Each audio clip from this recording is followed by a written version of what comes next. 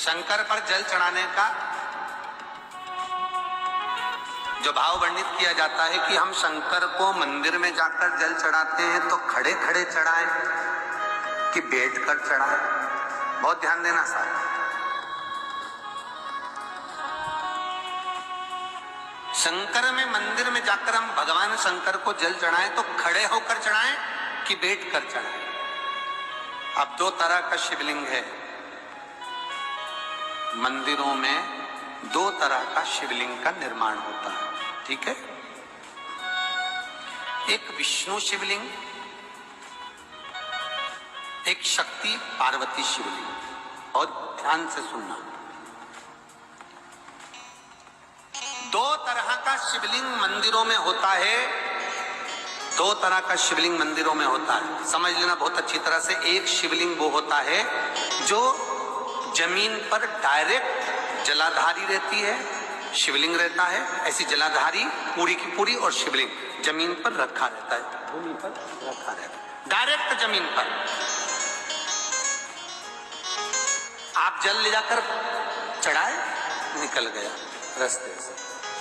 एक शिवलिंग जो जमीन पर डायरेक्ट शंकर भगवान की जलाधारी और शिवलिंग रखा रहता है वो शक्ति शिवलिंग कहलाता है। माता पार्वती का हस्त कमल उस शिवलिंग के सम्मुख में, और दूसरा शिवलिंग एक डमरू जैसा होता है। अब वो हम उसको कैसे वर्णन, एक डमरू शिवलिंग होता है, ऐसा उसका स्टैंड होता है, ऐसा स्टैंड होता है, नीचे शिवलिंग रखने की जगह होती, फिर ऐसा होता है, फिर उसके ऊपर इस तरह शिवलिंग रखा होता है। एक दर्शन करें आप लोगों ने। अब फिर इसके ऊपर शंकर भगवान का शिवलिंग रखा होता है, ठीक है। इस तरह का जो शिवलिंग होता है, एक डायरेक्ट नीचे रखा हुआ शिवलिंग और एक भगवान जो नीचे डमरू जैसी आकृति होती है, इस पे जो डमरू जैसा जो भाग बना होता है ये भगवान विष्णु का हस्तकमल है, और ऊपर का जो भाग है वो भगवान ब्रह्मा का हस्तकमल है। इसको विष्णु शिवलिंग कहते हैं।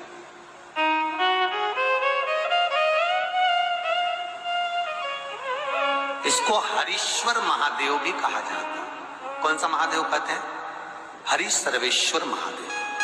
हरीश्वर महादेव भी कहते हैं, हरि सर्वेश्वर भी कहते हैं।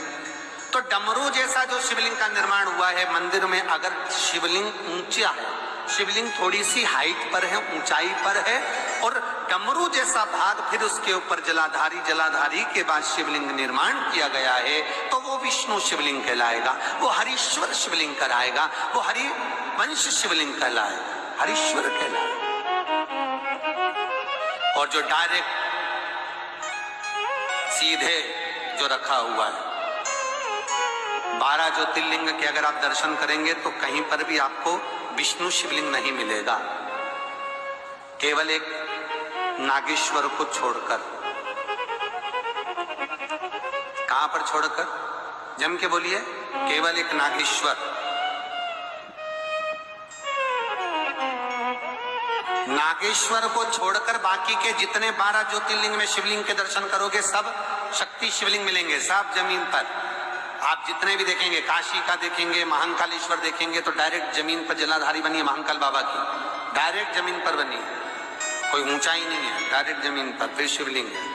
ओमकारेश्वर देख लीजिए, ममलेश्वर देख लीजिए, आप चाहें तो विश्वनाथ देख लीजिए, डायरेक्ट जमीन पर। सोमनाथ देख लीजिए, डायरेक्ट जमीन पर। केदारेश्वर देख लीजिए, डायरेक्ट जमीन पर। भीमाशंकर, वैद्यनाथ, डायरेक्ट। आप वेदनाथ जी के लाइव प्रसारण कभी चालू कर देखना, डायरेक्ट जमीन पर, डायरेक्ट। तो जितने भी शिवलिंग हैं सारे के सारे शक्ति शिवलिंग हैं। जो डमरू के भाग पर रखा हुआ है वो हरीश्वर शिवलिंग, विष्णु के हस्तकमल पर जो रखा है, तो शास्त्र कहता है आप शक्ति शिवलिंग का जब जब अभिषेक करें, बहुत ध्यान रखना अपनी जिंदगी में इस प्रसंग को, जो शक्ति शिवलिंग हो उस पर जब भी जल चढ़ाना तो बैठकर चढ़ाना, बैठकर चढ़ाना। शक्ति शिवलिंग पर जब भी जल चढ़े, भले शिवलिंग कितना भी ऊंचा हो, कितना भी ऊंचा हो तो शंख ही से चढ़ा दो, पर जल बैठ कर चढ़ाइए। भले शिवलिंग ऊपर है, पूरा तरह से हाथ नहीं पहुंचा, जैसे सोमनाथ जी में अब शिवलिंग कितना बड़ा है, महाकालेश्वर का शिवलिंग कितना बड़ा है, तो उसको तो बैठकर स्नान नहीं करा सकते। भले शिवलिंग कितना भी ऊंचा हो, पर अगर भूमि टच है, शिवलिंग अगर भूमि टच है, शक्ति शिवलिंग है, तो भले आधा शिवलिंग नहाए, आधे पर पानी जाए, पर बैठकर ही स्नान कराया जाता है। और महाराज यदि हरीश्वर शिवलिंग है, अर्थात भगवान विष्णु के हस्त कमल पर, ब्रह्मा के हस्त कमल पर यदि शिवलिंग है, तो वो शिवलिंग का जब भी स्नान कराएंगे, अभिषेक कराएंगे, पूजन कराएंगे, तो खड़े होकर ही करना है। और खड़े होने का भी तरीका होता है, दोनों चरण बराबर में रखकर कभी भी शंकर भगवान के शिवलिंग का स्नान नहीं कराया जाता। महाराज दोनों चरण बराबर रखकर, अगर हरीश्वर शिवलिंग है, किसी मंदिर में शंकर को जल चढ़ाने के लिए आप गए हो और शंकर को जल चढ़ा रहे हो, तो हरीश्वर अगर शिवलिंग है तो दोनों पांव बराबर रखकर नहीं, एक सीधा चरण थोड़ा सा आगे रखिए और उल्टा चरण थोड़ा सा पीछे रखकर भगवान शंकर का जलाभिषेक करने पर लक्ष्मी जैसे अपने चरण रहते हैं, भगवान शंकर उसी तरह से लक्ष्मी को दौड़ाते हुए अपने